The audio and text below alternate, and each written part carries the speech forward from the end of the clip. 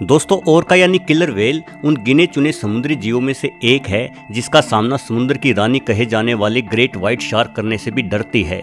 Great white shark निश्चित तौर पर एक जन्मजात कातिल जानवर है जिसकी खूबियों को देखकर कहा जा सकता है कि ये जीव सिर्फ मारने के लिए ही बना है, किंतु एक ओरका किसी ग्रेट व्हाइट की तुलना में 5 गुना अधिक भारी होती है। जहां ग्रेट व्हाइट 1000 से लेकर 1200 किलो तक ही भारी होती है, वहीं ओरका 5 से 6000 किलो तक भारी हो जाती है। यानी अपने बड़े शरीर और अधिक ताकत के दम पर ये स्तनधारी जीव किसी ग्रेट व्हाइट के साथ भिड़ंत होने पर ग्रेट व्हाइट शार्क का काम तमाम आसानी से कर डालती है। ओरका का एक अन्य नाम किलर व्हेल भी है। इसके इस नाम में व्हेल शब्द भले ही आता हो, किंतु ये जीव व्हेल नहीं बल्कि डॉल्फिन की फैमिली से संबंधित है। इन्हें किलर व्हेल नाम इसलिए दिया गया क्योंकि 16वीं शताब्दी की शुरुआत में जब इंसानों ने विशाल समुद्री यात्राएं की तो कुछ जहाजियों ने ये पाया कि समुद्र में एक ऐसी मछली भी है जो बड़ी व्हेल्स पर हमला करके उन्हें मार डालती है। इसलिए उन्होंने इस जीव को व्हेल किलर या किलर व्हेल नाम देना उचित समझा। बाद में पता चला कि किलर व्हेल कोई मछली नहीं बल्कि समुद्र में रहने वाला एक स्तनधारी जीव है जो हवा में ही सांस लेता है। अब जो सबसे हैरान कर देने वाली बात है वो ये कि ग्रेट व्हाइट शार्क और यहाँ तक कि विशाल व्हेल्स पर भी हमला कर देने वाली ओरका आखिर हम इंसानों की इतनी अच्छी दोस्त कैसे बन जाती है। आज दुनिया भर में डॉल्फिन्स के साथ साथ ओरका के शो भी बड़े पैमाने पर देखे और दिखाए जाते हैं, जहां ये विशाल समुद्री जीव इंसानों के साथ खूब मजे लेकर खेलता है। और ऐसा भी नहीं है कि सिर्फ पालतू ओरकाज ही इंसानों के साथ दोस्ती रखती हैं, नहीं, जंगली या कहिए समुद्री ओरकाज द्वारा भी इंसानों पर हमले किए जाने की आज तक कोई भी घटना इतिहास में दर्ज नहीं हुई है। समुद्रों में गए इंसानों के साथ भी ये ओरका खेलने लग जाती है। तो चलिए आज के वीडियो में ये जानते हैं कि ओरका आखिर इंसानों पर हमला क्यों नहीं करती। Generation knowledge. दोस्तों अगर हम धरती के सबसे होशियार जीवों की सूची बनाएं तो उसमें डॉल्फिन्स का नाम भी जरूर शामिल करेंगे। निश्चित तौर पर इंसान सबसे होशियार प्राणी है। इंसान के बाद अन्य वानर जैसे चिंपांजी या गोरिल्ला का नंबर आएगा और उनके बाद डॉल्फिन्स का।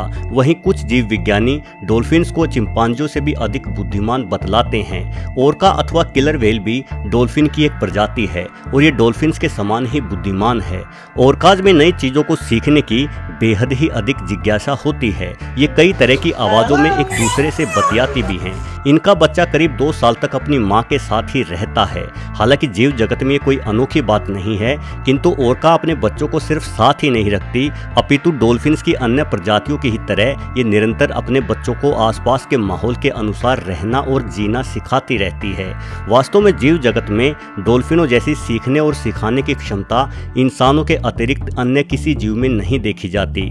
यदि हम एक स्थलीय शिकारी जीव शेर की बात करें तो शेर के बच्चे ज्यादातर खुद ही शिकार करना सीखते हैं, या ज्यादा से ज्यादा एक शेर मां किसी छोटे हिरन को अपने बच्चों के सामने घायल करके पटक देती है ताकि नन्हे शावक उस घायल हिरन पर हमला करना और उसे मारना सीख सकें। किंतु शेर मां कभी अपने बच्चों को ये नहीं समझाती कि शिकार पर किस तरह से दांतों या पंजों का इस्तेमाल करते हुए झपटना चाहिए। ये सब बच्चों को खुद ही सीखना पड़ता है। उदाहरण के लिए शेर हमेशा शाही नामक एक छोटे से जीव से दूरी बनाकर रखते हैं क्योंकि वो जानते हैं कि शाही के 3 इंच लंबे कांटे उन्हें गंभीर जख्म दे सकते हैं। जो शेर शाही पर हमला करता है, शाही के कांटे चुभते ही वो उससे दूर हो जाता है और दोबारा कभी शाही पर हमला करने की कोशिश नहीं करता। किंतु ये सबक शेर कभी भी अपने बच्चों को नहीं सिखाते। वो शाही से खेलते अपने बच्चों को कभी भी शाही से दूर करने की कोशिश नहीं करते। यही वजह है कि शेर के बच्चे अक्सर शाही के कांटों का शिकार हो जाते हैं। यानी शेरों के पास जनरेशन नॉलेज या कहिए एक पीढ़ी से दूसरी पीढ़ी में ज्ञान बांटने की क्षमता नहीं होती। इसके उलट ओरकाज हमेशा अपने बच्चों को कुछ न कुछ सिखाती हुई देखी गई हैं। इन्होंने जो कुछ ज्ञान अपनी पिछली पीढ़ी से सीखा था, ये उस ज्ञान को अगली पीढ़ी में बांटती हुई चलती हैं, जिस कारण ओरकाज के बच्चे कई तरह के जहरीले समुद्री सांपों या जहरीली मछलियों से हमेशा दूरी बनाए रखते हैं। यानी एक ओरका को भली भांति पता है कि किस जीव पर हमला करना है और किस जीव पर हमला करने से उनकी शामत आ सकती है। यानी ये अच्छी तरह समझती हैं कि अगर इंसानों पर हमला किया तो इंसान इन्हें अपने इलाकों से बुरी तरह से खदेड़ देंगे। चुनिंदा खाने को पसंद करना। दोस्तों ओरका बेहद ही माहिर शिकारी है। अब जो जीव शार्क को भी मार डालता हो, जाहिर है उसके पास खाने की कमी तो कभी होगी ही नहीं। साथ ही ओरका खाने को लेकर बेहद चूजी भी है, ठीक हम इंसानों की ही तरह। उदाहरण के लिए अगर आपके सामने फलों से लदा एक सेब का पेड़ हो तो आप उस पेड़ से सिर्फ सेब तोड़कर ही खाएंगे, ना कि उस पेड़ की पत्तियां भी खा जाएंगे। इसके विपरीत अगर किसी बकरी को आप उस सेब के पेड़ के पास छोड़ देंगे तो वो बकरी सिर्फ सेब ही नहीं बल्कि पत्तियां भी खा जाएगी, क्योंकि बकरियां या भैंसों जैसे चौपाया जीव खाने के स्वाद को लेकर बिल्कुल भी सजग नहीं होते। उन्हें तो बस अपना पेट भरने से ही मतलब होता है, लेकिन ओरकाज का व्यवहार ऐसा नहीं होता। वो खाने को लेकर बेहद ही चूजी होते हैं। अगर ओरका किसी ग्रेट व्हाइट शार्क को मार डालती है तो उस शार्क के पूरे शरीर से भी ओरका सिर्फ शार्क का लीवर खाना ही पसंद करती है। बाकी की पूरी शार्क को वो यूं ही छोड़कर आगे बढ़ जाती है। ऐसा ही कुछ बड़ी वेल्स के साथ भी होता है।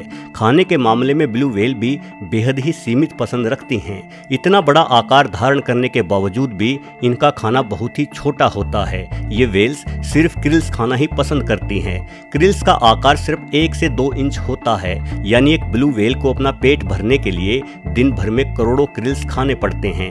यानी डॉल्फिन्स, व्हेल या ओरका उन जीवों में से एक हैं जो अपने खाने का एक मेन्यू बनाकर रखती है और इनके मेन्यू में हम इंसान सम्मिलित नहीं होते।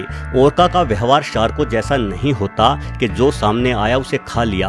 ओरका अत्यधिक बुद्धिमान और विचारशील प्राणी है, जो शिकार करने से पहले सोचती है कि क्या यह शिकार उनके खाने में सम्मिलित है या नहीं, और निश्चित तौर पर यह इंसानों को खाना पसंद नहीं करती।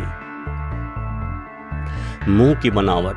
दोस्तों कोई जीव क्या खाना पसंद करता है ये बहुत हद तक उस जीव के मुंह आदि की बनावट पर भी निर्भर होता है। उदाहरण के लिए एक हाथी केवल वही टहनी या घास खाएगा जो उसकी सूंड की पकड़ में आसानी से आ जाए। अगर आप हाथी को तरबूज या सीताफल जैसे बड़े आकार के फल खाने को देंगे तो हाथी पहले अपना पैर रखकर उन फलों को तोड़ेगा फिर खाएगा, ताकि वो बड़े फल छोटे टुकड़ों में बंटकर आसानी से हाथी के मुंह में आ सके। इसके विपरीत भले ही हिप्पोपोटामस हाथी की तुलना में छोटे आकार और कम ताकत वाला जीव है, लेकिन इसके 4 फीट खुल सकने वाले मुंह में आसानी से तरबूज समा जाएगा, इसीलिए ये बिना पैरों से कुचले ही तरबूज को खा जाता है। दूसरी तरफ यदि हम ओरका की बात करें तो भले ही ओरका अपनी ताकत और बड़े शरीर के दम पर शार्कों को मार डालती हो, किंतु यदि आप ग्रेट व्हाइट शार्क और ओरका के मुंह या दांतों की आपस में तुलना करोगे तो पाओगे कि ओरका के दांत शार्क की तुलना में काफी छोटे होते हैं। शार्क का मुंह भी ओरका की तुलना में ज्यादा लंबा और अधिक चौड़ाई तक खुलने में सक्षम है, यानी ग्रेट व्हाइट शार्क बड़ी ही आसानी से किसी इंसान को निगल सकती है। हमारी बड़ी हड्डियां सीधे निगल जाना उनके लिए कोई मुश्किल कार्य नहीं है, किंतु ओरका के लिए कार्य आसान नहीं होगा।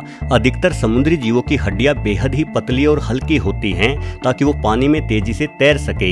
इसके विपरीत इंसानों की हड्डियां काफी भारी, मोटी और वजनी होती हैं। ये हड्डियां ओरका के छोटे मुंह या गले आदि में फंसकर उसकी जान को जोखिम में डाल सकती हैं, और पीढ़ियों का ज्ञान अपने अंदर समा कर रखने वाली ओरकाज इस बात को भली भांति समझती हैं। हालांकि अगर ओरका चाहे तो हमें छोटे टुकड़ों में काटकर खा सकती है, किंतु अधिकतर समुद्री जीव अपने शिकार को पूरा का पूरा निगलना ही पसंद करते हैं। दोस्तों वास्तव में ओरका यानी किलर व्हेल उन दुर्लभ बड़े शिकारी जीवों में से एक है जिनसे हम इंसानों को कोई खतरा नहीं है। शायद यही वजह है कि खुद के मनोरंजन के लिए आज हम इंसान इस ताकतवर जीव को भी पालतू बनाकर रखते हैं।